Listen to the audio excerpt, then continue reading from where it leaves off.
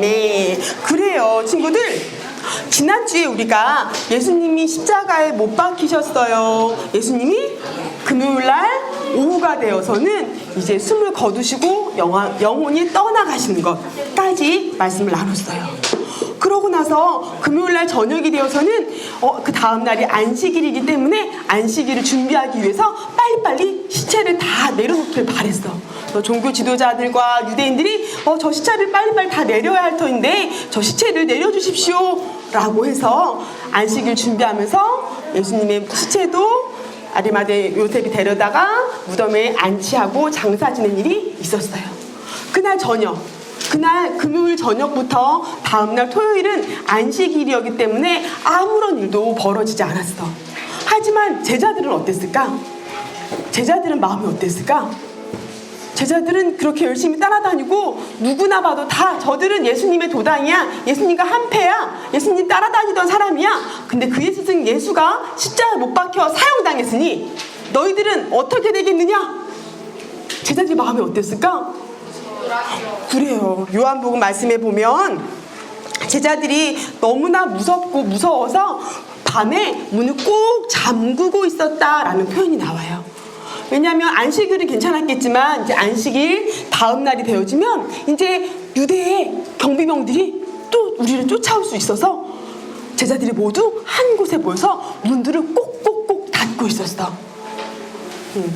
그 말씀이 요한복음 20장에서 말씀이 나오는데 한번 같이 잠깐 볼까? 요한복음 20장 말씀에 이날 곧 안식 후 첫날 저녁 때에 제자들이 유대인들을 두려워하여 모인 곳의 문들을 닫았더니, 너무나 이해가 되는 상황이지요? 제자들이 어떤 얘기를 하고 있었을까?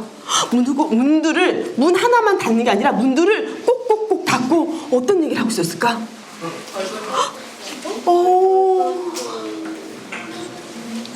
아멘. 어떤 친구가 기도래요. 그래, 우리 제자들이 점점 더 그렇게 신실해져 간단다. 그래, 너무 그래, 그러셨을 거야. 근데 베드로, 이제 우리는 어떻게 하면 좋아요? 창문 밖에 우리 잡으러 오는 사람 없어요? 너무너무 무섭고 떨려요. 걱정이 돼요. 어떻게 하면 좋을까요? 꼭꼭 단단히 문을 잠그라고, 와서 부시지 않고는 문이 열려지지 않도록 문들을 꼭꼭꼭 단단히 닫으라고, 창문도 꼭꼭 잘 닫고 있어야 돼. 하지만 한편으로는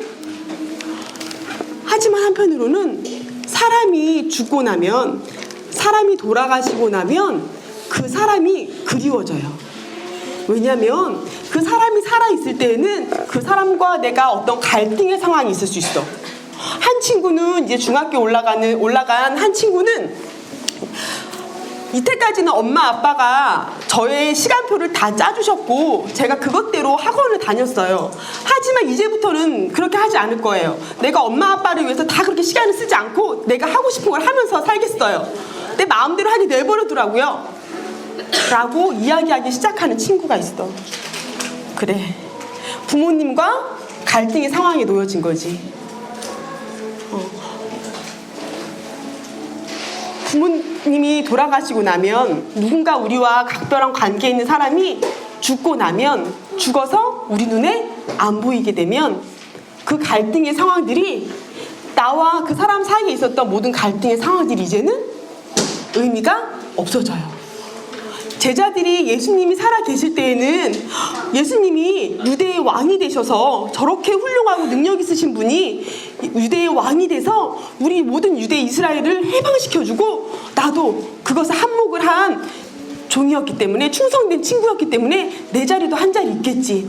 우리는 나라에 공을 세운 사람들이 될 거야 라고 했던 갈등 때문에 예수님이 하시는 그 놀라운 일들을 보면서, 와, 대단하다, 진짜 대단하다, 우리 예수님 말고는 왕이 될 사람이 없어, 와, 그 예수님이 나를 불러주셨다니, 와, 예수님이 곧 왕이 되시겠다, 꼭 되셔야만 하겠다 라고 하는 것 때문에 예수님이 하시는 그 모든 일을 보고 신기하고 놀랐고, 와, 베드로는 성령을 쫓아, 성령에 따라 주는 그리스도시요 살아계신 하나님의 아들입니다 라고 고백까지 했지만, 진짜로 하나님의 아들인 건 알지 못했지만 놀랍고 신기했어. 그러면서 빨리 왕이 되십시오, 빨리 예루살렘으로 가십시다, 그러면 나도 꼭 한 자리 차지하게 해주십시오, 이런 갈등 상황에 있다가 예수님이 진짜 십자가에 못 박혀 죽으신 거야. 장사돼서 무덤에 갇혔어. 그 시체를 눈으로 똑똑히 보았고 그 시체를 지키겠다고 경비병들이 그 앞에 보초까지 서고 있어. 그렇게 숨어서 이제 우리 인생, 우리가 앞으로 어떻게 될지 모르겠다고 무서워서 덜덜덜덜 떨면서도 한편으로는 예수님이 진짜 돌아가셨네? 예수님이 진짜 돌아가셨어. 예수님이 정말 이제 우리가 볼 수가 없고 만날 수가 없게 됐구나 하고 예수님을 생각하게 되고 예수님을 그리워하게 돼. 부모님이 돌아가신 다음에야 부모님은 나를 사랑하셔서 그분의 사랑의 방법의 표현이 그거였었구나. 정말 나를 위해 주시느라고 그분들이 나의 시간에 대해서 관심 썼고 그분들이 나를 위해서 내가 잘 돼서 내가 이후에 살아가는 삶을 위해서 그렇게 애를 썼구나라는 걸 부모님이 눈에 안 보이시면 돌아가시고 나면 어떠한 갈등 상황이라도 이제 이해가 되기 시작해요. 내가 이것 때문에 너무 싫고 너무 힘들고 너무 나빠요 했던 것들이 그것들이 이제는 사라지고 그것이 정말 나를 사랑해서 했었다는 걸 부모님이 돌아가신 다음에들 많이 깨닫거든요. 그걸 철이 들었다라고도 하죠.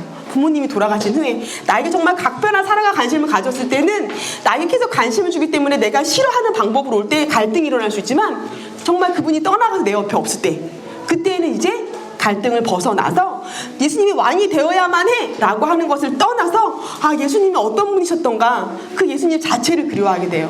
엄마가 아침 일찍 일어나서 아침 일찍 일어나서 새벽 예배도 가라 하고 아침도 해주시고 돌아오면 맞아주시고 우리 위해 아빠가 일하시고 우리 위해 기도해 주시고 우리 위해 학원 가라고도 하시고 공부도 하라고도 하고 운동도 하라고 했던 모든 그런 것들이 부모님이 없으면 그것이 비록 나를 힘들게 했을지라도 그것이 나를 위한 사랑이었구나 라고 하고 부모님이 없을 그 순간에야 깨달아져.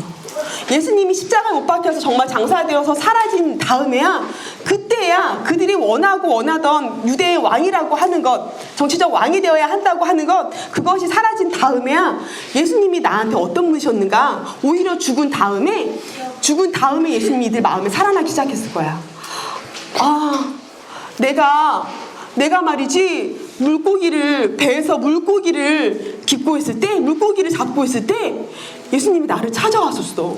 나는 그때 물고기만 열심히 자는 개바라 불리우는 사람일 뿐이었어. 그런데 예수님이 다가오셔서 나한테 너는 이제 개바가 아니라 베드로라 라고 말씀하시잖아. 나는 단지 유대 땅에 머물러 사는 사람인데 그렇게 모든 나라 사람들 알아들을 수 있는 베드로라고 하는 구체적인 이름을 나한테 주신다고? 나는 기껏 물고기를 열심히 낚아서 잡아서 우리 처자식을 먹여 살리고 열심히 율법과 전통을 따라 사는 사람일 뿐이었는데 예수님이 내게 다가와서 베드로야 이제 내가 너를 사람을 낚는 어부가 되게 해주겠어. 네? 저는 물고기 잡는 어부라고요. 어떻게 물고기와 사람을 비교할 수 있겠어요? 그런데 예수님은 그 베드로한테 찾아와서 내가 너를 사람 낚는 어부가 되게 해줄게. 나다나엘아 내가 너를 무화과 나무 아래에서 보았다고 너가 믿느냐? 너가 곧 하나님의 아들을 보게 될 것이야. 인자가 사단에 오르락내리락 하는 걸 보게 될 것이야. 베드로가 또 생각했어. 내가 예수님을 따라가려고 할 때 우리 가족들한테 너무 미안한 마음이 있고 내가 정말 가장에도 떠나가도 되는가 했을 때 우리 장모가 열병으로 알아 누웠어. 그런데 예수님이 찾아오셔서 우리 장모님을 고쳐주시는 거야. 그러자 장모님과 나의 가족들 그리고 우리 부인도 정말 당신을 부르신 분은 특별하신 분 같아요. 그분을 따라가세요. 베드로는 그렇게 예수님의 관심과 사랑 속에서 하나하나 돌보심을 받으면서 예수님을 한 걸음 한 걸음 따라가 주셨던 거야. 예수님이 돌아가신 다음에야 예수님이 그들한테 제자들한테 어떤 분이셨는지 그분의 인격이 보이기 시작했어. 그래, 예수님은 아침부터 밤까지 정말 그 수많은 병자들, 귀신 들린 자들을 고쳐주시고 가난한 자들을 도와주시면서도 한 번도 그들한테 함부로 하지 않았어. 그들을 정말 민망히 여겨주시고 불쌍히 여겨주시고 그들을 도와주시려고 했었어. 정말 그런 사람이 이 땅에 없었다니까? 제자들이 하나하나 생각하기 시작했어. 그래, 우리가 하나님의 아들이신 것은 모르겠으나 유대의 왕은 되셔야 된다라고 하는 그 고집으로 묶였을 때는, 예수님이 살아있을 때는 그거에 매달려서 예수님이 어떤 분인지 몰랐지만 이제는 보이지 않고 사망하셔서 죽으시니까 이제는 그리워지면서 나한테 다가왔던 예수님, 그분 한 사람의 인격이 생각이 나는 거야. 베드로를 찾아왔던 예수님. 베드로, 그래, 우리를 걸어보렴. 나를 초청해줬던 예수님. 한 번도 이상한 소리 한다. 너가 어떻게 하려고 하느냐? 하지 않고 나한테 다가오고 우리의 아들이라고 성질이 급하고 정말 저들한테 불을 떨어뜨리라고 할까요? 라고 말했던 요한도 예수님을 만나서 함께 동행하면서는 사랑의 사도 요한이 되었어. 예수님의 그 사랑이, 예수님의 온유함이 요한의 가슴에 들어와서 요한이 그러한 사람으로 변화되었던 거야. 그들은 유대의 왕이 되어야 해 라고 하나에 매달려 있었지만 예수님이 돌아가시고 나서 돌아보니까 예수님 같은 분이 이 땅에 없으셨어. 놀라운 능력과 기적 때문이 아니라 그분의 그러한 인격을 가지신 분이 없었고, 그렇게 나를 한 사람 한 사람을 찾아와서 내가 너에 대한 계획이 있고 내가 너를 정말 사람을 하는 어부가 되게 해주겠고 내가 너의 하나님 나라의 일꾼이 되어 삼게 해주겠다, 영원한 것을 위해서 수고하는 사람이 되게 하겠다, 나의 가치를 그렇게 높여주시고 내가 정말 그런 사람으로 이 땅에 태어났다는 걸 알게 하시는 분은 한 명도 없었어. 그 무서운 밤에 유대의 경비들이 쫓아올까봐 걱정되는, 군대가 쫓아올까봐 걱정되는 그 밤에 그 속에서 제자들이 생각하기 시작했어요. 예수님이 나한테 어떤 분이셨는데. 그러면서 많은 생각들. 내가 근데 예수님 십자가에 못 박히는 그 자리에서 내가 다 도망갔었지. 내가 심지어는 예수님이 불의한 재판을 받을 때, 증인 한 명도 없이 불의한 재판을 받을 때 나는 예수님을 모른다고 하고 나는 부정했는데, 그런 것까지 모두 생각이 나면서 무섭지만 예수님 자체로 보이기 시작하고 예수님 자체로 그리워지고, 그분이 우리와 함께 있으면 좋겠다. 그분이 우리와 함께 있을 때는 평안했는데, 그분은 우리에게 평강을 주신 분이셨는데 지금은 그분이 없고 나니 죽어서 두려운 것만이 아니라 우리 가운데 저 깊은 곳에서부터 존재했던 평강이 없구나. 우리가 당장에 무엇을 어떻게 해야 될지를 모르는 사람이구나. 그분이 우리와 함께 있을 때 얼마나 우리를 돌보시고 평안 가운데 하나님의 평강을 우리한테 주셨던 분이셨던가 라고 하는 게 같이 막 떠올랐을 거야. 그런데 신기한 얘기가 생각났어. 글쎄, 아침에 여인들이 예수님의 무덤을 찾아갔다는 거야. 무덤을 찾아가서 봤는데 무덤에 아무도 없고 누가 시체를 훔쳐간 것도 아니야. 왜냐면 너무나 세마포를 곱게 잘 접어둔 걸 보아니 갑자기 끌고 나간 것도 아니야. 그런데 예수님이 없어. 경비병들도 천사가 나타나서 돌문을 열었을 때 기절해서 죽은 듯이 엎드려져 있다가 이 일들을 종교지도자들한테 알리려고 겨우겨우 기어서 가고, 그 일을 본 마리아는 너무 놀라서 와서 얘기를 해줬다니까. 예수님이 없어. 예수님 무덤에 안 계셔. 시체가 없다고. 그런데 경비병들도 몰라. 아무 일도 없었는데 갑자기 환해지더니 돌무덤이 열리고 그 속에는 아무도 없었던 거야. 예수님 살아나신 걸까? 라는 말을 했어. 하지만 제자들은 그 말을 믿었을까? 그래, 믿지 못했어. 제자들은 마리아가 가서 예수께서 살아나셨다, 마리아에게 보이셨다 하는 걸 듣고도 믿지 않았다라고 마가복음 16장에 말씀하고 있어요. 그런데 저녁이 깜깜한 밤이 다 돼서 이보게 우리가 엠마오로 가고 있었는데 말이지, 한 사람이 나타나서 이스라엘 땅에 어떤 일이 있었는가 물어보지 않겠는가? 그에게 왜 이러한 일을 모르냐고 자초지종을 설명했더니 그가 말하길, 이 모든 일이 성경에 기록된 대로 다 이루어져야 할지를 너희가 알지 못하였느냐? 라고 말씀하시면서 성경을 풀어주시는데, 우리가 너무 그 말씀이 놀라워서 우리랑 같이 유하여서 좀 더 얘기해주세요 라고 하자 그분이 더 얘기해주시면서 저녁이 돼서 허기가 져서 빵을 나누어 주시는 그 순간 우리가 알았어. 이분은 예수님이시다. 우리가 그 모습을 알아보지 못했지만 빵을 떼어줄 때 그 모습이 예수님이시구나. 우리가 알았어. 우리가 동시에 예수님을 바라보는 순간 갑자기 예수님이 그 자리에 없었다니까.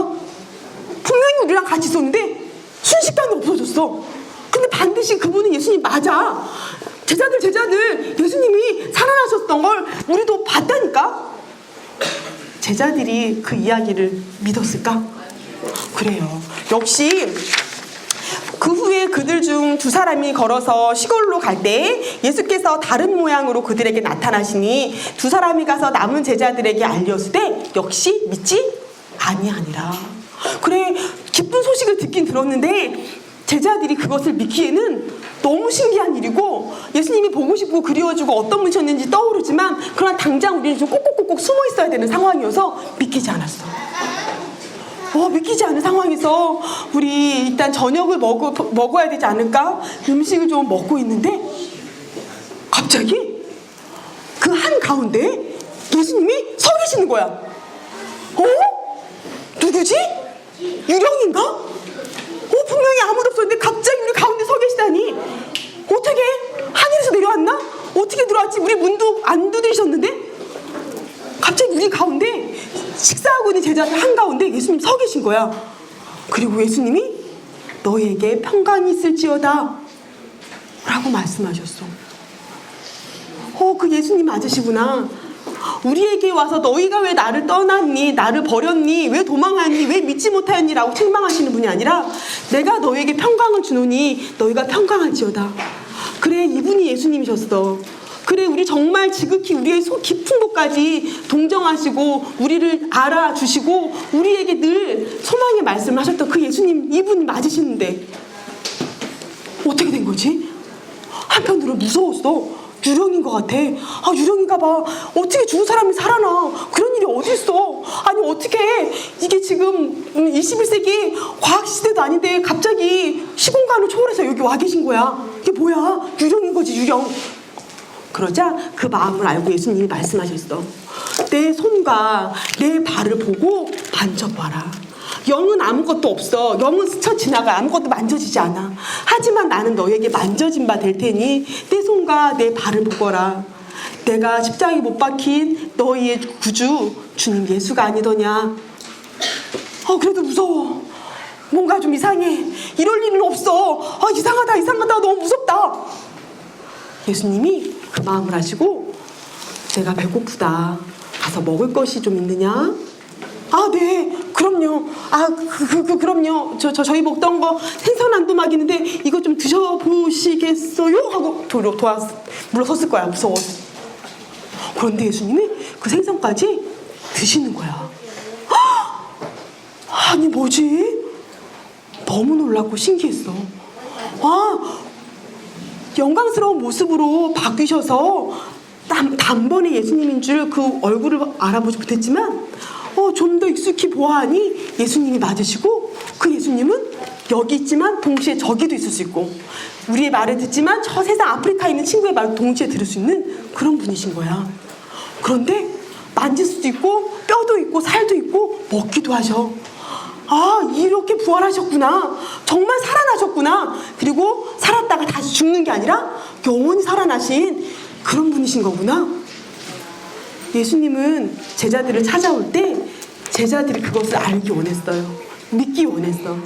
예수님이 이 땅에 오셔서 많은 사람들을 긍휼히 여기시고 고쳐주시고 하나님 나라의 말씀을 전해주셨지만 하지만 늘 내 곁에 항상 같이 있어라. 나와 같이 있어서 내가 하는 일을 보아라. 내가 하는 말을 들어라. 무엇인지 너희가 알았으면 좋겠다라고 했던 건 제자들을 향한 말씀이었어.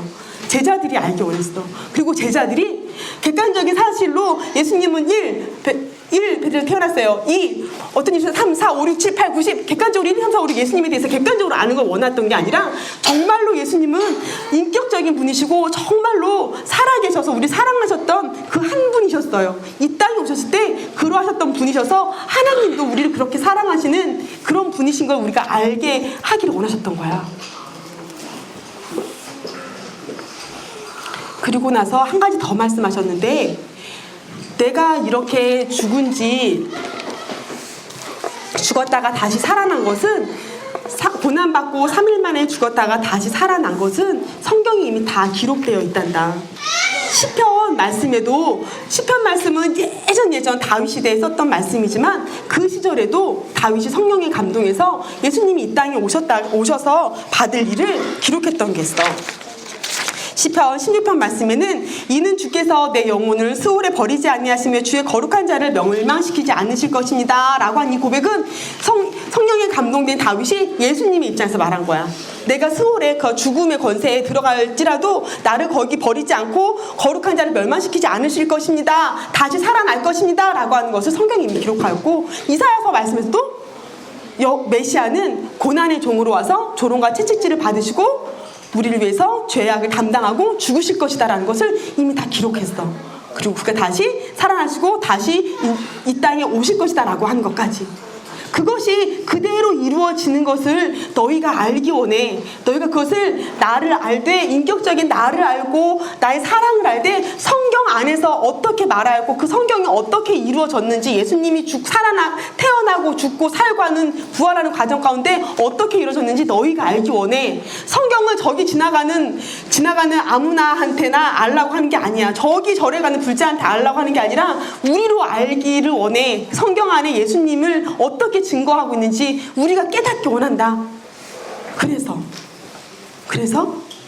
정말 본 것이 있고 정말 들은 것이 있는 증인이 되기 원해 라고 하는 마음으로 이 밤에 예수님이 제자들을 찾아온 거야. 이 일에 너희가 나의 증인이 되기 원한다. 증인은 위헌하면 안 돼요. 증인은 정말로 자기가 본 것, 진짜로 속에 갖고 있는 것을 말해야 돼. 그냥 누가 한 말 괜히 떠들었다가는 그 사람은 그 증언에 아무 힘도 실리지 않을 뿐만 아니라 본인도 아무 쓸모가 없는 사람이야. 누가 한 말 그냥 따라하는 거 아니야.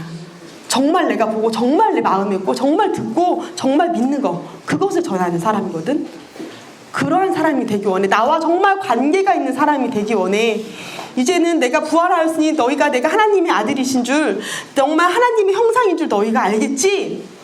그런데 그걸 넘어서 내가 너와 함께했던 시간들을 생각해봐라.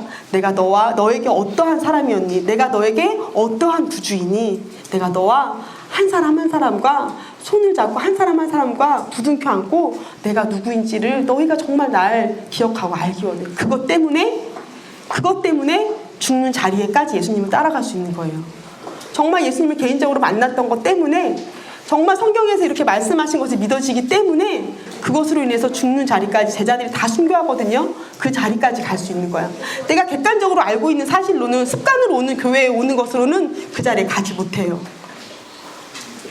우리가 그것들을 기억했으면 좋겠습니다. 같이 기도하십시다. 같이 기도할 때는 예수님, 우리가 정말로